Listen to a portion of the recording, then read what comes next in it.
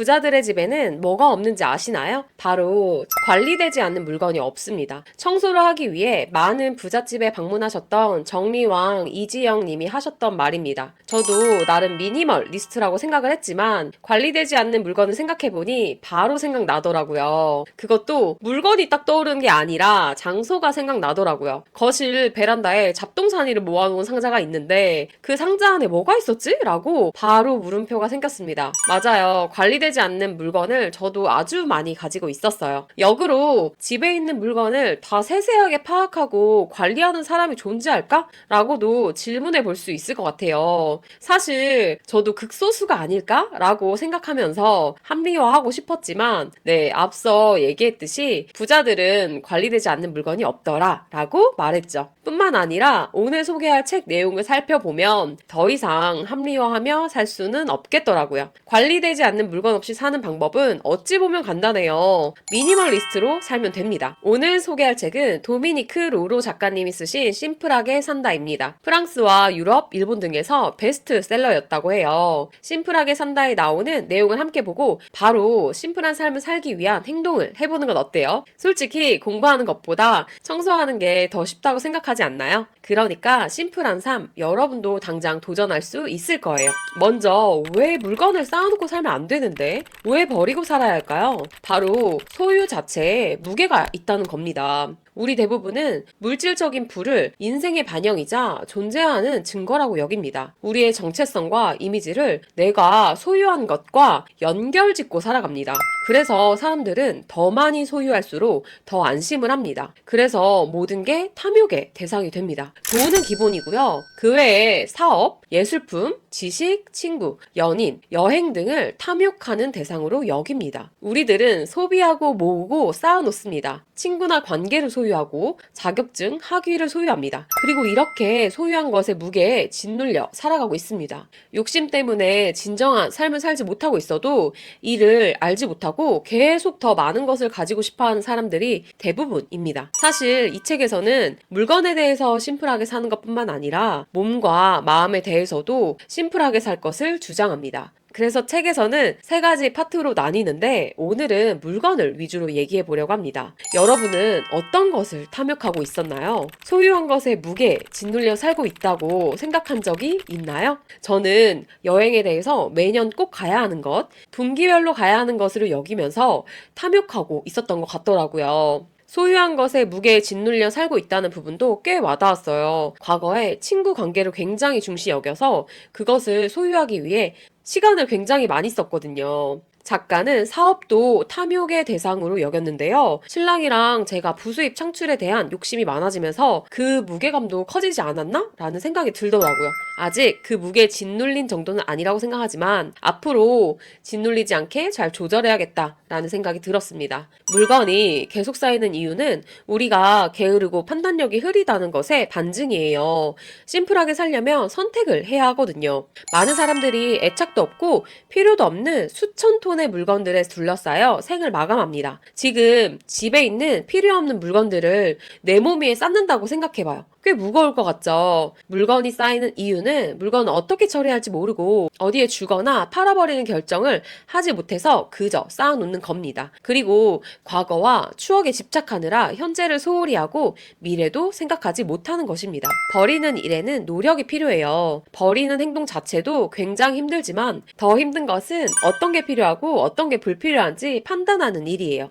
그래도 이 영상을 시청하신 분들은 어떤 게 필요하고 불필요한지 판단하는 생각의 힘을 믿는 사람들일 거예요. 이조차 생각하기 싫었다면 이전에 나가셨겠죠.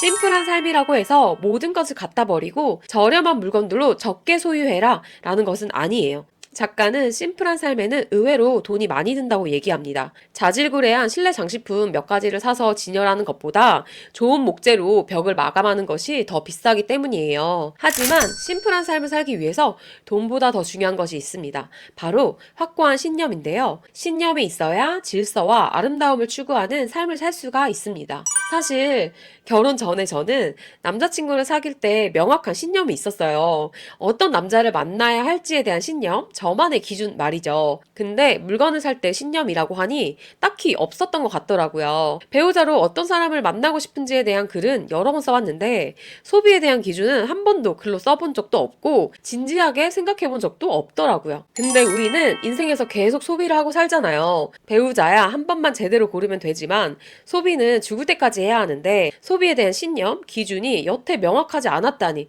좀 놀랐습니다. 저만 그런 건 아니겠죠. 그래서 여러분들도 심플한 삶을 살기 위한 확고한 신념을 세워보세요. 아니면 글로 적어보시면 더 좋을 것 같습니다. 제가 자취방에서 신혼을 시작하면서 혼수로 새 것을 산 것이 없었거든요. 오죽하면 청승맞아 보일 수 있겠지만 꽤 오랜 기간 신랑이 캠핑용 매트리스를 깔고 바닥에서 잤습니다. 그때 명확한 소비 기준이 있었어요. 일단 모든 돈을 아끼고 모아서 집 한 채를 사자라는 것이었어요. 그래서 그 당시 소비할 때 헷갈리거나 크게 고민한 적이 없었던 것 같아요. 물론 지금은 그 소비 기준이 바뀌긴 했습니다. 요즘 출산을 준비하면서 육아용품도 알아보는데요. 진짜 너무 많아서 머리가 아프더라고요. 근데 점점 기준이 세워지더라고요. 육아용품은 사용기간을 가장 중요 요소로 보려고 합니다. 2, 3년 오래 쓰는 것은 더 비용을 좀 더 들이고 짧게 쓰는 건 최대한 중고를 활용해야겠다라는 생각이 들더라고요. 물건을 고를 때 작가가 말하는 꿀팁이 또 있습니다. 바로 감각과 직관을 이용해 까다롭게 골라야 한다는 것인데요. 구체적인 방법은 마음에 꼭 드는 물건과 특히 좋아하는 물건을 찾아보는 것입니다. 상표와 가격에 신경을 쓰는 건 나중에 해도 괜찮습니다. 저는 상표와 가격을 최우선으로 해서 물건을 구매했던 것 같아서 반성을 많이 했어요. 여러분은 구매한 물건 중에 특히 좋아하는 물건이 있나요? 한번 생각해 보세요. 저는 특히 좋아하는 가구가 두 가지 있는데요. 바로 20대 때 샀던 책상 의자입니다. 10만 원을 넘게 주고 산 의자인데 20대 때 저에게는 부담스러운 가격대였습니다. 근데 진짜 허리 건강도 유지해주고 일의 능률도 올려줘서 한 번도 돈 아깝다고 느낀 적이 없더라고요. 저는 제품 요소 중에서 기능을 굉장히 중시하는 사람이더라고요. 그리고 아주 저렴한 철제 화이트 책상도 좋아하는 물건인데요. 이유를 생각해보니까 디자인에 군더더기가 없어서 집이 4번이나 바뀌었는데도 잘 어울려서 지금까지도 쓰고 있습니다. 특별한 디테일은 없어도 아무데나 어울리는 가구, 물건을 좋아하는구나 라는 것을 알았어요. 여러분도 특히 좋아하고 마음에 드는 물건을 꼭 생각해보고 그 물건의 특징을 파악해보셨으면 좋겠습니다. 그래야 물건을 고를 때 더 명확한 기준이 생기겠죠. 마지막으로 여러분들에게 질문하고 싶은 것이 있습니다.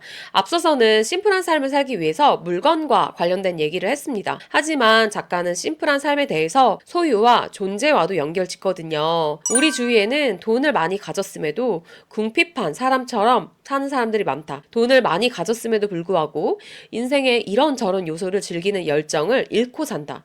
그들은 젊은 시절에 소박한 기쁨을 더 이상 기억하지도 못한다. 여러분들은 젊은 시절에 소박한 기쁨이 무엇이 있었나요? 제가 기억하는 젊은 시절에 소박한 기쁨은 첫 아르바이트 비용으로 중고 카메라를 샀던 것이었어요. 싸이월드가 유행할 때라서 사진 찍는 것을 좋아했거든요. 근데 지금 그 카메라를 산다고 생각을 했을 때 그때 그 기쁨은 못 느낄 것 같더라고요. 이유를 생각해보니까 그 시절엔 진짜 돈이 없어서 그 10만 원 정도의 가치가 너무 컸어요. 돈을 내 능력으로 벌 수 없었기 때문에 중고등학교 시절 내내 결핍을 느꼈죠. 근데 그게 처음으로 채워졌으니 얼마나 큰 기쁨으로 다가왔겠어요. 그 결핍이 기쁨을 만드는 하나의 요소라는 생각이 들더라고요. 결핍이라는 단어만 들으면 좀 부정적인 이미지가 강하잖아요. 근데 결핍이 있기에 기쁨도 있다고 생각을 하게 되었습니다. 그때 그 기쁨을 재현하고 싶다라는 생각이 들더라고요. 그래서 지금 현재 결핍이 뭘까라고 생각했을 때 저는 바로 자동차였어요. 제가 최근에 직장 근처로 이사를 하면서